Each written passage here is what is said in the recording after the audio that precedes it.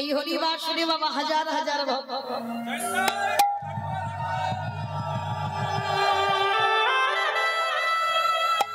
হাজার হাজার ভক্ত, লাখো লাখো ভক্ত, কোটি কোটি ভক্ত আছে। কত নাচানাচি করার ভক্ত আছে, কত গান শোনার ভক্ত আছে, কত ভগবানের কথা শুনবার ভক্ত আছে। কিন্তু বাবা ভগবানের জন্য নয়ন জলে বুক ভাসিয়ে কীর্তন শোনার শ্রোতা জগতে বড় দুর্লভ। মনে রাখতে হবে ভক্তি যার কৃষ্ণ তার সর্বশাস্ত্রে কয়, ভক্তি না থাকিলে কৃষ্ণ দেখিও বাকি। ভগবানকে পেতে গেলে ভক্তিটা প্রয়োজন। যদি বলেন মা এটা আমার কথা নয়, শ্রী শ্রী রামকৃষ্ণ পরমহংসদেবের একটা শিষ্য ছিল যার ছোটবেলার নাম নরেন। এই নরেন একদিন প্রশ্ন করেছিল, গুরুদেব কাঁদলে কৃপা হয় না হরি বললে কৃপা হয়? কাঁদলে কৃপা হবে না হরি নাম করলে কৃপা হবে, কোনটাই কৃপা বেশি হবে, তাড়াতাড়ি হবে? তা শ্রী শ্রী রামকৃষ্ণ পরমহংসদেব যারা ঠাকুরের বই পড়ে দেখবেন ঠাকুর তো সবসময় উদাহরণ ছাড়া কথা বলে না, যাই কথা বলবে বাবা উদাহরণ দিয়ে কথা বলবে। তা নরেনকে ডেকে বলছে, এই শালা শোন, আমি বলছি না ঠাকুর বলছে, এটা যেন ভাববে না যে মৌমিতা বলছে, আমার ক্ষমতা নাই। তো ঠাকুর বলছে, এই শালা শোন আমার কাছে শোন। তা যেই না নরেনকে ডেকেছে বলছে, শোন তুই যে প্রশ্ন করলি না হরি বললে কৃপা হয় না ওই কাঁদলে কৃপা হয়, শোন একটা কথা বলবো, যা একটা পেরেক নিয়ে আই দিন। বলছে এই জন্য তোমায় পাগল বলবো। বলে কেন? আমি তোমাকে জিজ্ঞাসা করলাম কাঁদলে কৃপা হয় না হরি বললে কৃপা হয়, তুমি এখন বলছো একটা পেরেক। আরে বাবা যেটা বলছি শালা তুই সেটাই কর। তো ছুটে গিয়ে নরেন কি করেছে, একটা পেরেক এনেছে। পেরেকটা এনে যেই না দাঁড়িয়েছে, আই না গুরুদেব পেরেকটা দাও। তা পেরেকটা যেই না দিয়েছে বলছে, নরেন একটা কাজ কর, পেরেকটায় ভালো করে একটু কাদা মাখিয়ে দে তো। ঠিক আছে তাই দিই। ভালো করে পেরেকে কাদা মাখিয়ে দিয়েছে, আর কাদা মাখিয়ে দিয়ে বলছে যা এবার একটা চুম্বক নিয়ে আয়। আবার চুম্বক আনতে হবে? বলে হ্যাঁ আন, তারপরে আমি তোরে বলছি। তা যেই না এক হাতে পেরেক নিয়েছে, এক হাতে চুম্বকটা নিয়েছে, নিয়ে কি করছে বাবা, ঠাকুর বলছে নরেন এবার দুটোকে কাছে কাছে নিয়ে যা তো দেখি। তা যেই না দুটো কাছে কাছে নিয়ে গেছে, হ্যাঁ রে নরেন কে কাকে টানছে? বলে তোমার মাথা গন্ডগোল হয়েছে। টানবে কি করে? পেরেকে তো কাদা মাখানো আছে, আর কাদা মাখানো থাকলে কি, আচ্ছা ঠিক আছে কাদাটা ধুইয়ে দে। আবার কাদাটা পেরেক থেকে কাদাটা ধুইতে করে দিয়েছে, আর ধুতে করে দিয়ে এইবার বলছে দেখ কে কাকে টানে। যেই না দুটো এক জায়গা করেছে বাবা কাছাকাছি আনতে, অমনি একেবারে চুম্বকটা পেরেককে টেনে নিয়েছে। তা ঠাকুর বলছে নরেন কি হলো? বলে কেন? চুম্বকটা পেরেককে টেনে নিল। বলে আগে টান ছিল না কেন? বলে আগে টানবে কি করে পাগল ঠাকুর, আগে তো পেরেকে কাদা মাখানো ছিল, আর কাদাটা যেই না জল দিয়ে ধৌত করে দিলাম সঙ্গে সঙ্গে চুম্বকটা পেরেককে টেনে নিল। বলে বুঝলি না তো? বলে আমি বুঝতে পারছি না, আমি তোমাকে তোমার কাছে জানতে চাইছি কাঁদলে কৃপা হয় না হরি নাম করলে কৃপা হয়। বলে এখনো শালা বুঝলি না? পরমাত্মা রূপী ভগবান হলো চুম্বক, আর জীবাত্মা রূপী ভক্ত হলো পেরেক। এই পরমাত্মা রূপী ভগবানের টান দেবে কি করে যদি জীবাত্মা রূপী পেরেকের হৃদয় কালিমা লিপ্ত হয়ে থাকে? সে কালিমাটা কি? ওই যেটা পেরেকে কাদা দেওয়া ছিল, আমাদেরও তো কাদাই জর্জরিত, কাম কাঞ্চনে আসক্ত, বিষয় বৈভবের আসক্ত, ছেলে আমারে মেয়ে আমারে জায়গায় আমার জমি আমার বিষয় আমারে বৈভব আমার, এই আমার আমার কাদাগুলো জীবাত্মা রূপী ভক্তের হৃদয়ে জড়ানো আছে। তাহলে এগুলো থাকলে পরমাত্মা রূপী চুম্বককে টানতে পারবে?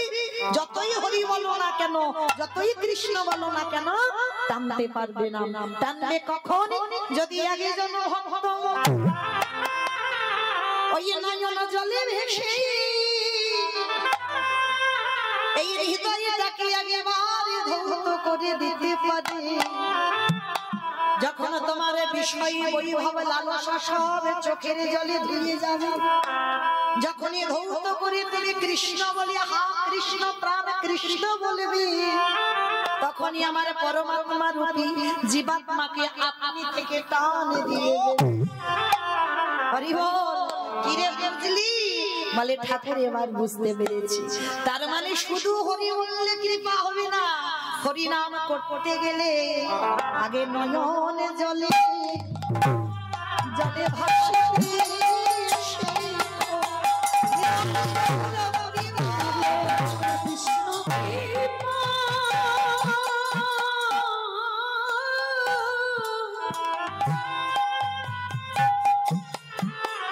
আমার কৃষ্ণ কৃপা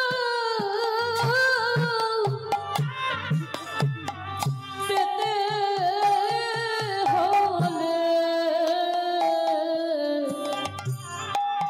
আগে নয়ন জলে ভাসতে শেখো।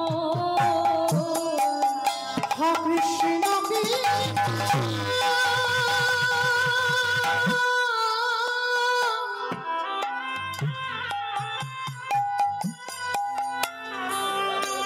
কৃষ্ণ কৃপা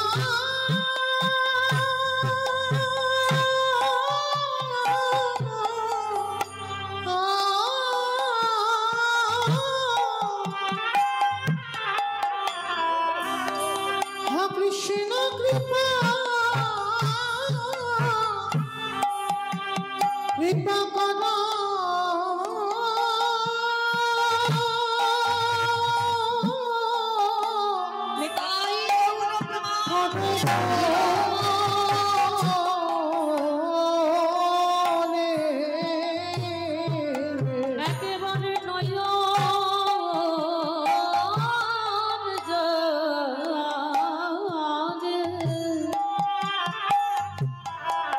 নয়ন জলে ভাসতে শেখো। তাহলে চলেন আজকে আমরা সবাই যখন একত্রিত হয়েছি, আজকে আমরা সবাই কিছুক্ষণের জন্য যাব শ্রীধাম নদিয়া নবদ্বীপ ধাম। আর সেই শ্রীধাম নদিয়া নবদ্বীপ ধামে গিয়ে দেখবো সত্যতে নারায়ণ, ত্রেতাতে রাম, দাপরে কৃষ্ণ, আর কলিযুগে হলেন শ্রীকৃষ্ণ চৈতন্য মহাপ্রভু। নদিয়ার মাটিতে কৃষ্ণ গৌর হয়ে এলো, কিন্তু মায়ের রাজে ভগবান সত্যতে রাজা হলো, ত্রেতাতে রাজা হলো, দাপরে রাজা হলো। কলিযুগের মাটিতে কাঙাল হলো কেন? শুধু কাঙাল হলো না বাবা, যাকে দেখতে পাচ্ছে হিন্দু মুসলমান এটাও বিচার করছে না, নিচু জাত উঁচু জাত জাতেরও বিচার করছে না, কে ছোট কে বড় এটাও বিচার করছে না। যাকে দেখতে পাচ্ছি আমার কলিযুগের ভগবান দুটো চরণ ধরে বলছে একবার কৃষ্ণ বল। কেন? তার কিসের অভাব? যিনি বিশ্বের স্রষ্টা মালিক ভগবান, যার কোনো কিছু অভাব নাই, তিনি কেন ধুলাই গড়াগড়ি দেবে? এমনি এমনি নয়। কেন ধুলা মাখছে জানো? মাখার কারণ আছে।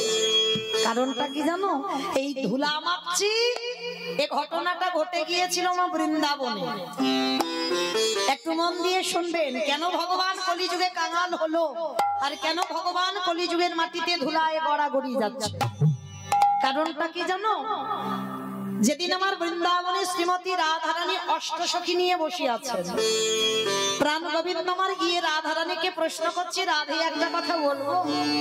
বলো বধূ, কি কথা? আচ্ছা রাধে, জগতে আমার হাজার হাজার ভক্ত আছে, লাখ লাখ ভক্ত আছে, কোটি কোটি ভক্ত আছে, ভক্তের অভাব নাই। তাহলে এত এত ভক্ত থাকা সত্ত্বেও সবাই তোমায় ভালোবাসে, সবাই তোমায় ডাকে, কিন্তু রাধে তাদের ডাকে আমি সাড়া দিই না। তুমি আর তোমার 8 জন সখী যদি একবার কৃষ্ণ বলো, আমি থাকতে পারি না কেন? বলতে পারবে না তুমি আমায় কি দিয়ে ডাকো, যেটা দিয়ে ডাকলে আমি থাকতে পারি না? মণিহারা ফণির মতো, ভুজঙ্গাহারা ভুজাঙ্গিনীর মতো, উন্মাদের মতো, পাগলের মতো রাধে আমি তোমার চরণে ছুটে আসি। পৃথিবীতে আমার যত কাজ থাকুক না কেন, তুমি যদি একবার প্রাণ বধূ বলে ডাকো, আমি থাকতে পারি না। কেন? জগতে তো অনেক ভক্ত আছে, কোটি কোটি যুগ ধরে ডাকছে, জনম জনম ধরে ডাকছে, আমি তাদের ডাকে সাড়া দিচ্ছি না, আর তুমি ডাকলে আমি থাকতে পাচ্ছি না কেন? যেই না প্রশ্নটা করেছে রাধারানী আমার গোবিন্দের কাছে গিয়ে বলছে, বধূ শান্ত হও, আমি বলবো আমি তোমায় কি দিয়ে ডাকি, কিন্তু আমি যে বলবো সেটা বুঝবার মতো বোধগম্য তোমার এখন হয়নি। রাধে তুমি বলো কি? আমি এতে চংসকলা পংশ কৃষ্ণেস্তু ভগবান স্বয়ং, আমার মধ্যে ঐশ্বর্য বীর্য যশ্রী জ্ঞান বৈরাগ্য, আমি ষড়ৈশ্বর্যপূর্ণ ভগবান, আমি 16 কলাই পরিপূর্ণ, অনিমা মহিমা প্রাপ্তি প্রকম্মা লঘিমা ঈপ্সিতা কামাবসিতা স্থিতি ঐশ্বর্য বীর্য যশ্রী জ্ঞান বৈরাগ্য লীলা কৃপা, এই যে 16 কলাই আমি পরিপূর্ণ, আমি 64 গুণাধিপতি কৃষ্ণ, ষড়ৈশ্বর্য পূর্ণ কৃষ্ণ, আর তুমি কিনা বলছো আমি তোমার মতো নারীর কথা বুঝবো না? রাধারানী হেসে বলছে, বধূ তুমি মনে করছো আমরা 4 আঙ্গুল নারী জাতি, কিন্তু এই নারী যে তোমায় কি দিয়ে ডাকে সেটা তুমি জানো না। জানো বধূ, তোমার মধ্যে অনেক অনেক গুণ থাকতে পারে যেটা কারোর মধ্যে নাই, তোমার মধ্যে তো 4টে বেশি আছে। তুমি 64 গুণাধিপতি কৃষ্ণ, কিন্তু মনে রেখো তোমার 64টা গুণ আছে, কিন্তু তার মধ্যে তোমার একটা গুণ নাই। গোবিন্দ বলছে, রাধে সেটা আবার কি যেটা আমার মধ্যে নাই? আমার সব আছে, আর তুমি কিনা বলছো বৃন্দাবনে নারী হয়ে আমার মধ্যে নাই। বলে না, যতই তুমি আমার সঙ্গে তর্ক করো না কেন তোমার মধ্যে একটা জিনিস নাই। বলো রাধে সেটা কি? বলে বলবো তো বটে। আচ্ছা বলো তো মা, ভগবান সব থেকে কারে বেশি ভালোবাসে? ভক্ত। বাহ, ভক্তকে সব থেকে বেশি ভালোবাসে। পৃথিবীতে যে যেভাবেই ভালোবাসুক না কেন ভগবান ভক্তের থেকে বেশি কাউকে ভালোবাসে না। আচ্ছা বলেন তো ভক্তকে কেন বেশি ভালোবাসলো? জানো, এই জন্য কীর্তন শুনতে হয়, অনেক অনেক কিছু জানা যায় একটা ছোট মানুষ হলে। তাহলে ভগবানের কাছে ভক্ত সব থেকে প্রিয় কেন না? ভক্তের কাছে যে সম্পত্তি আছে সেটা আমার ভগবানের কাছে নাই। যে সম্পত্তি আপনাদের কাছে আছে সেটা ভগবানের কাছে নেই। সেটা কি জানেন? যেটার নাম হলো ভক্তি। ভক্তির কাছে আছে ভক্তি, ওই জন্য তো ভগবান সবসময় ভক্ত সঙ্গ করে। কেন? ওইটা ভগবানের কাছে নেই। 64টা গুণ আছে কিন্তু ভগবানের ভক্তি নাই। যেই না রাধারানী বলেছে বধূ তোমার সব আছে ভক্তি নাই, ভগবান বিশ্বাস করছে না, অসম্ভব। রাধে তুমি ভুল ভাল কথা বলে যাবে, আমার শুনতে হবে, আমার ভক্তি আছে। রাধারানী হাসছে আর বলছে, বেশ বধূ আমি মানলাম তোমার ভক্তি আছে। ভক্তি যদি থাকে কই একটু আমার সামনে দাঁড়িয়ে কেঁদে দেখাও তো দেখি। একবার ওখানে দাঁড়িয়ে কেঁদে দেখাও। গোবিন্দ আমার করজোর করে বলছে, রাধে এইটা তো কোনোদিন আমি গুরু ধরে শিখিনি। বলে বধূ নয়ন জল ফেলতে গেলে গুরু ধরতে লাগে। হৃদয়ে যদি ভক্তি থাকে আপনি থেকে তুমি দাঁড়িয়ে দাঁড়িয়ে কাঁদতে, কারণ তোমার তো ওটা নেই, তো তুমি কি করে পারবে? রাধি তুমি বলছো আমার মধ্যে ভক্তি নাই, না তুমি যতই আমাকে বলো না কেন বধূ তোমার ভক্তি নাই। ওই জন্য তুমি বুঝতে পারছো না, এই রাধারানী তোমাকে একবার যদি ডাকে তুমি পৃথিবীর যেখানে থাকো তুমি পাগলের মতো ছুটে আসো। আচ্ছা রাধে বেশ, আমার মধ্যে যখন সব আছে, আমার মধ্যে যখন ভক্তিটা নেই, বলো রাধে আমি কোথায় গেলে ভক্তি পাবো? যাবে বধূ? আমি যেখানে যেতে বলবো তুমি যাবে? যাব। বলো রাধে কোথায় যেতে হবে? আমি কি করলে ভক্তি পাবো? বলে যেখানে সেখানে গেলে হবে না, তোমাকে যেতে হবে নিষ্কিঞ্চন বৈষ্ণবের চরণ। এই নিষ্কিঞ্চন বৈষ্ণব বাবা জগতে দুর্লভ। বৈষ্ণব অনেক আছে, নিষ্কিঞ্চন বৈষ্ণব বলছে রাধারানী। ত্রিনাদপি শুনিয়েছিল তরণী বসহিষ্ণু না অমানি না মানদেন কীর্তনীয় সদা।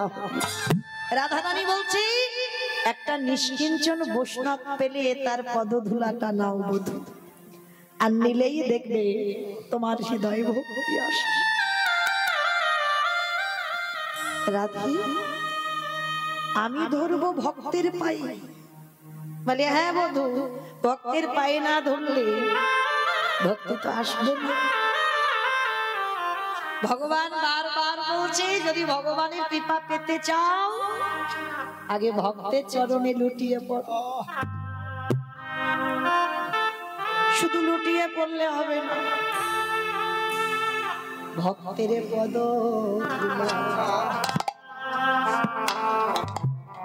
ধুলায়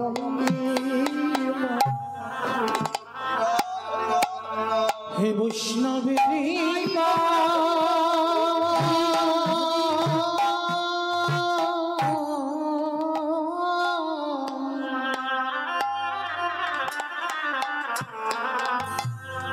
হে বৈষ্ণবে কৃপা কৃপা করো,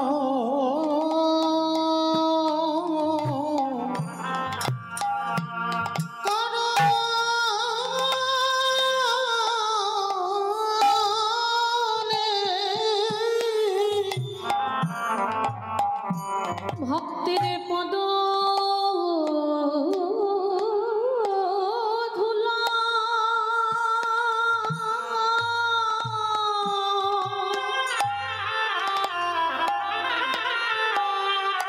পদ ধুলা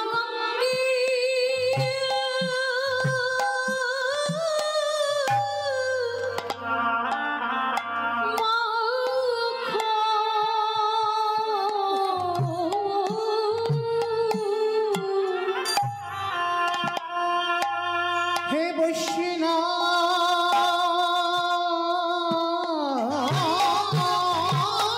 কৃপা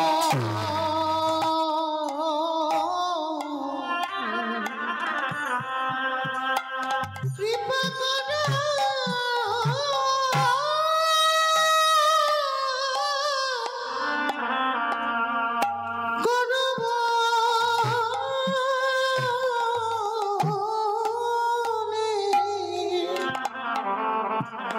একবার ভক্তের পদ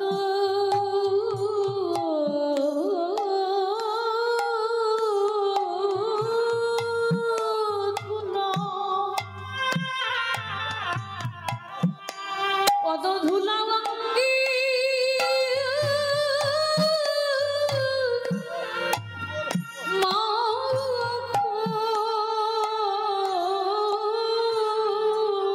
গোবিন্দ আমার মনে মনে ভাবছে ভক্তির পায়ে তুলা নিতে হবে, যেমন তেমন ভক্ত হলে হবে না মা। এই আমাদের মতো ভক্তির পায়ে তুলা নিলে বাবা কিছু হবে? আমাদের মানে আপনাদের বলছি না মা, আমি আমার এই সম্প্রদায়, আমাদের মতো ভক্তির পায়ে তুলা নিলে কিছু হবে না। এ জগতে নিষ্কিঞ্চন বৈষ্ণব পেলে তার পদধূলা অঙ্গে মাখো। গোবিন্দ আমার সারা বৃন্দাবন ঘুরে বেড়াচ্ছে, একজন নিষ্কিঞ্চন বৈষ্ণব পাচ্ছে না।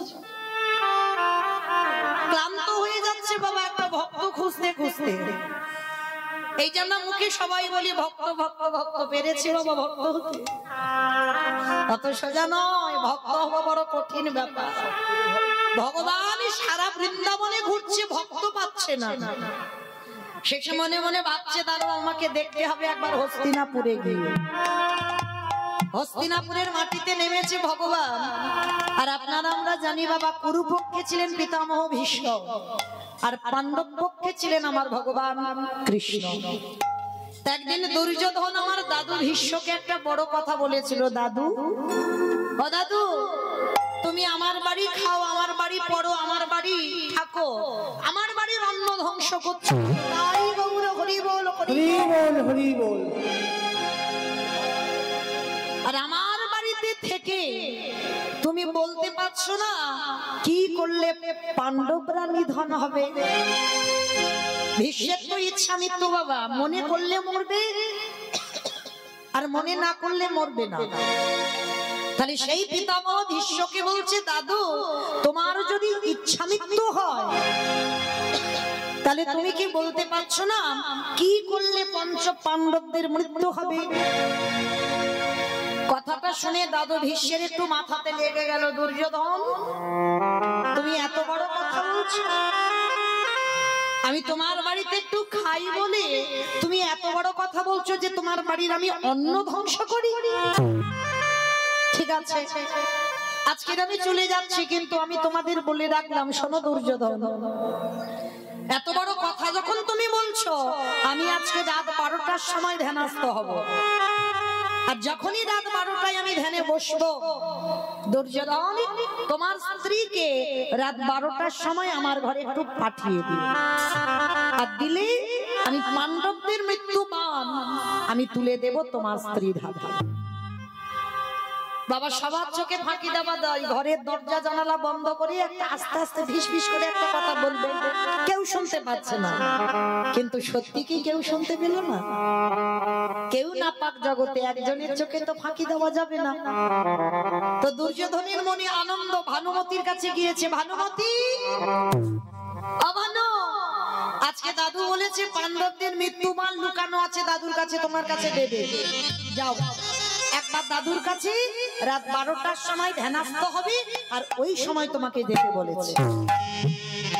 ভানুমতি চমকে উঠেছে, বলে তোমার কি মাথা খারাপ নাকি? তোমার দাদু বিয়ে থা করেনি, সংসার ধর্ম নাই, আমার তো যৌবন বয়সের নাত বউ যাবে রাত 12টার সময় তোমার দাদুর কাছে? শোনো, তোমার যদি এতই দরকার হয়, ইচ্ছা থাকে, তো তুমি তোমার দাদুর কাছে যাও, আমি যাব না তোমার দাদুর কাছে। আচ্ছা, এই কথাটা কে জানে? দুর্যোধন জানে, ভানুমতি জানে, পিতামহ ভীষ্ম জানে। আর কি কেউ জানে? কৃষ্ণ জানে, যিনি বিশ্বের শ্রেষ্ঠ মালিক ভগবান। মনে মনে চিন্তা করছে, এই তো সুযোগ, এই সুযোগে আমাকে একটা কাজ গুছিয়ে নিতে হবে। 12টায় যাবার কথা না, তখন রাত 11টা বেজে যাচ্ছে। ভগবান মনে মনে চিন্তা করছে, এই সুযোগে আমার একটা কাজ করতে হবে। তা কি কাজ করবে? রাত 11টার সময় ভগবান গিয়ে দাঁড়িয়েছে সখীর দরজা। মহাভারতে ভগবানের সখীটা কি? দ্রৌপদী। মা দ্রৌপদী, দ্রৌপদীকে সখী বলে ডাকতো, আর দ্রৌপদী আমার কৃষ্ণকে সখাই বলে ডাকতো। রাত 11টার সময় ভগবান গিয়ে ডাকছে, সখী সখী, আর দেরি নয়, এক্ষুনি তুমি এসো, আমার সঙ্গে একটা জায়গা যেতে হবে। ভালো করে এই জায়গাটা আমার শুনবে। রাত 11টার সময় যদি কোনো পরপুরুষ এসে দরজা ধাক্কা দিয়ে বলে, সখী তোমার সঙ্গে খুব দরকার, এক্ষুনি আমার সঙ্গে যেতে হবে, চলে যাবেন? যাবেন? কই খেদ নেবেন না? কেন যাব, কি জন্য যাব? এই এত রাত্রিবেলা আমি একটা বাড়ির কুলবধূ, আর আমি বেরোতে পারি তোমার সঙ্গে? আমি যেতে পারবো না। কত প্রশ্ন, কত কৈফিয়ত আমাদের মনে। কিন্তু দ্রৌপদীর কোনো প্রশ্ন নয়। আমাদের মতো যার একটা স্বামী নয়, যে নারীর 5-5টা স্বামী রইল, কিন্তু যখনই কৃষ্ণ দরজায় এসে সখী বলে ডাক দিল, পঞ্চ স্বামীকে ত্যাগ করে দিয়ে দরজায় এসে কৃষ্ণের কাছে দাঁড়িয়েছে। কেন? দ্রৌপদী যে তত্ত্ব জানে বাবা, এখনো আমরা কেউ বুঝতে পারছি না। তত্ত্বটা কি বোঝালো? এই যে আমি কীর্তন গাইছি, মা আজকের গাইবো, আবার কাল গাইতে হবে, পরশু আছে আবার অন্য জায়গায়, তারপরের দিন বাড়িতে যেতে হবে। তাহলে আমার বাড়িতে বাবা মা শ্বশুর শাশুড়ি আমার ছেলে সবাই আছে। তাহলে আমি কি বলতে পারবো যে আমি বাড়ি যাব? বলা যাবে মা যে আমি বাড়ি যাব পরশু? কত সোজা নয়। এই কীর্তন গাইতে গাইতে এক্ষুনি যদি বাঁশি বাজিয়ে বলে, মৌমিতা আর তোর গাইতে হবে না, তুই চল আমার সঙ্গে, গাইতে পারবো কীর্তন? তাহলে যে তত্ত্বটা আপনারা আমরা বুঝছি না, সেই তত্ত্ব দ্রৌপদী বুঝেছিল। কৃষ্ণ যদি একবারে কাউকে ডাক বাজায়, কে বলো বন্ধু, কে বলো বান্ধব, সকল মায়া ছিন্ন করে আমাদের চলে যেতে হবে। আমারই ভগবান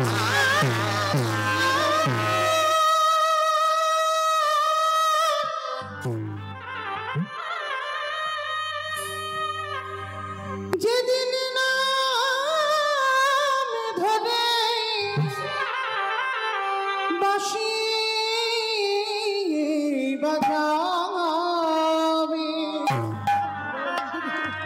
কি বলে বন্ধু কি বলে বান্ধা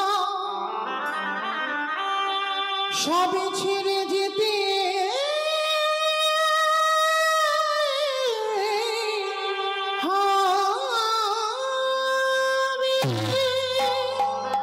ভগবান সখীর হাতটা ধরে বলছে, সখী কোনো কথা নয়, চলো এক্ষুনি একটা জায়গায় যেতে হবে, তবে একটা ঘোমটাটা একটু টেনে দাও।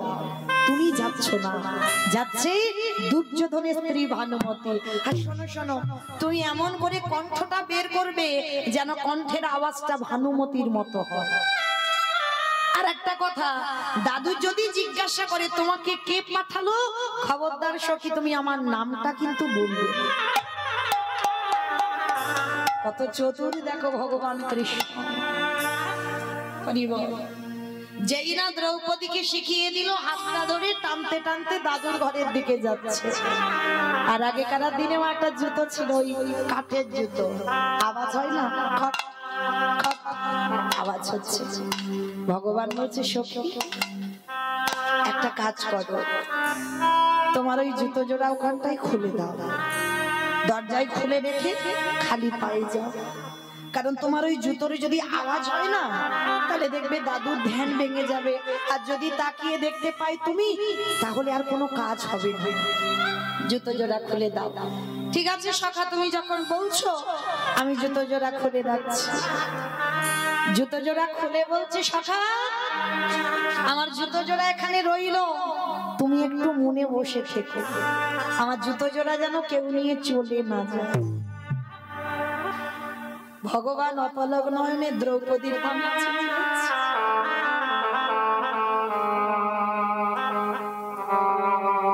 কত বড় ভক্ত, আমার কাছে দিচ্ছে জুতোর দায়িত্ব।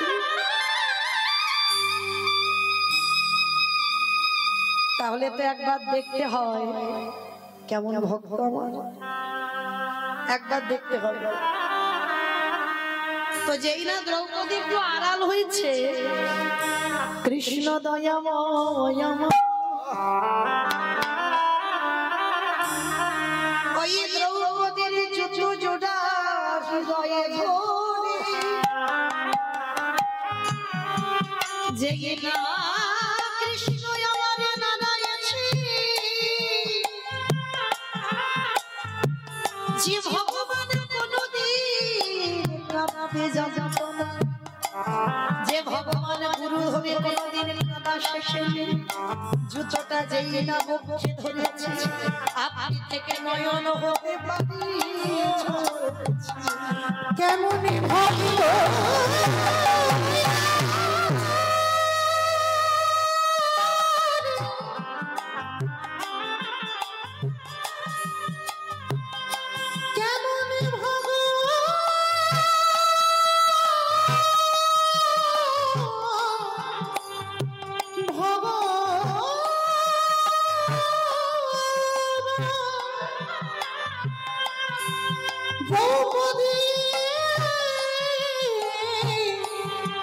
দ্রৌপদী গো, এ জগতে সবাই আমায় ভালোবাসে, কিন্তু তোমার মতো করে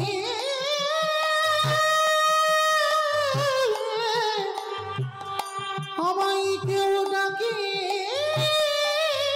না। যেই না জুতো জোড়া কৃষ্ণ বুকে ধরেছে, যে কাঁদতে কোনোদিন শেখেনি, কোনোদিন কৃষ্ণ কাঁদতে পারতো না, আপনি থেকে দাঁড়িয়ে দাঁড়িয়ে খাচ্ছে। আর যেই না আপনি থেকে চোখ থেকে জল, ভগবান চমকে উঠলে কি। আমার রাধারানী একদিন বলেছিল নিষ্কিঞ্চন ভক্তের পদধূলা নিতে, তবে কি এই কি সেই নিষ্কিঞ্চন? ভগবান যেই না জুতোটা বুকে ধরেছে, চোখের জল আর জুতোর তলায় যে ধুলোটা ছিল, কৃষ্ণের বুকটা কাদা হয়ে গেছে। ওই কাদা গড়াতে গড়াতে এলো নাভি কমলে, নাভি কমল থেকে জানো দেশ থেকে ধরণীটা একেবারে ভেসে যাচ্ছে। নিতাই গৌর প্রেমানন্দে। দ্রৌপদী আড়াল থেকে দেখছে, এখনো ভীষ্মের কাছে যায়নি। আড়াল থেকে দেখছে কৃষ্ণ জুতোটা বুকে ধরে কাঁপছে। দ্রৌপদী বেরিয়ে এসে বলছে, সখা এ কি করেছো? তুমি আমার জুতো দুটো চুরি করছো?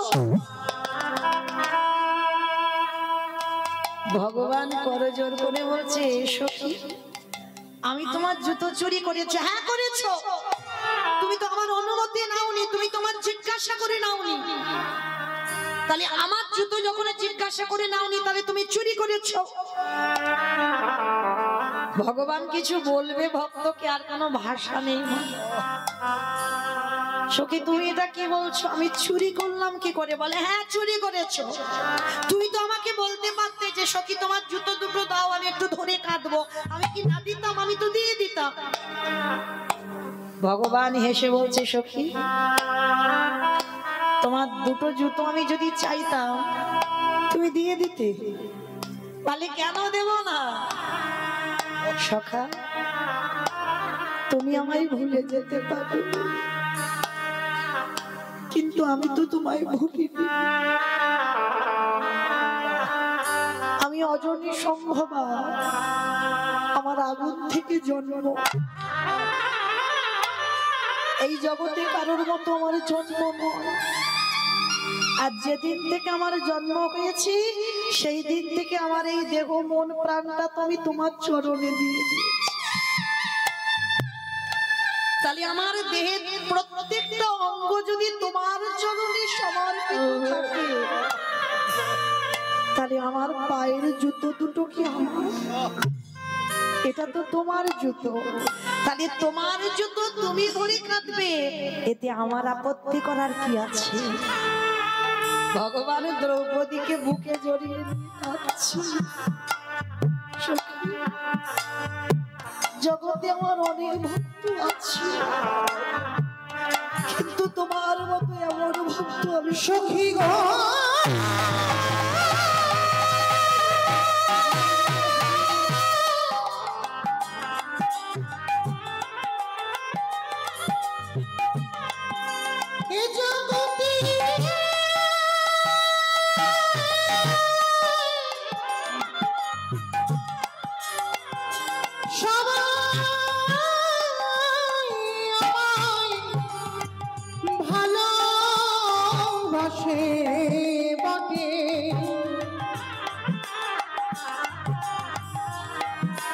কিন্তু এ জগতে তোমার মতো করি নয়ন জলে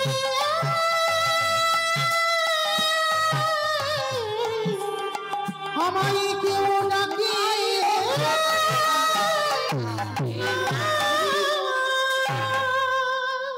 আমি ভক্ত বড়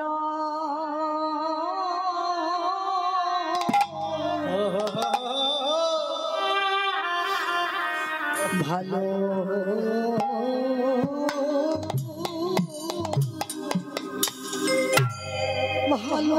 ভালোবাসি, তাই তো ভক্ত চরণ। নিতাই গৌর হরি বল, হরি বল, হরি বল। ও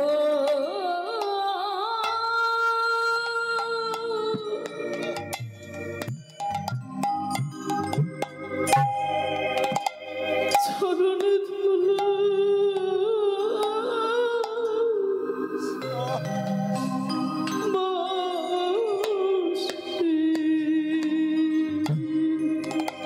আমি যে ভক্ত বড়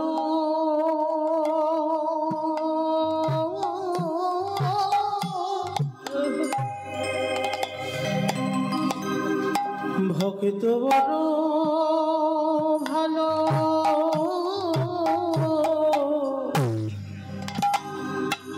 বাসি, তাই তো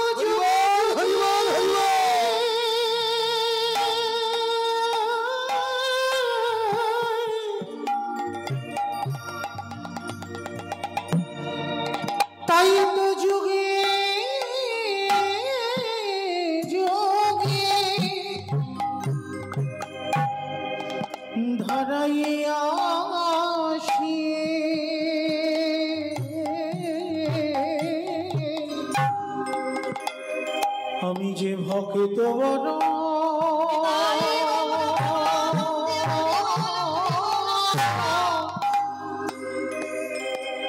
ভালো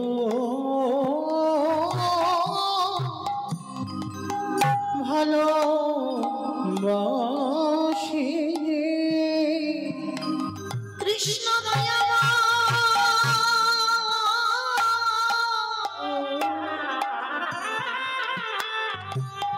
দ্রৌপদীকে ধরে বললেন সখী তোমার মতো করে যদি জগতে কেউ আমায় ভালোবাসে সখী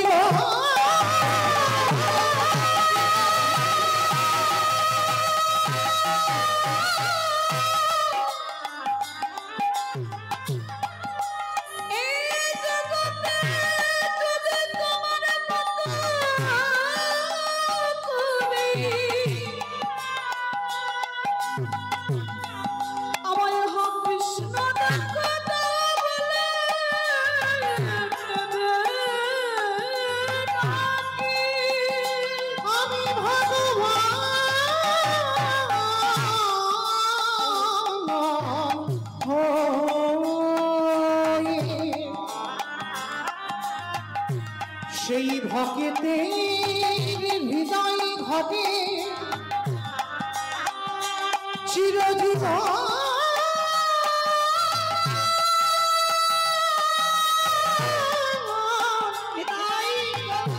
বাধা পড়ে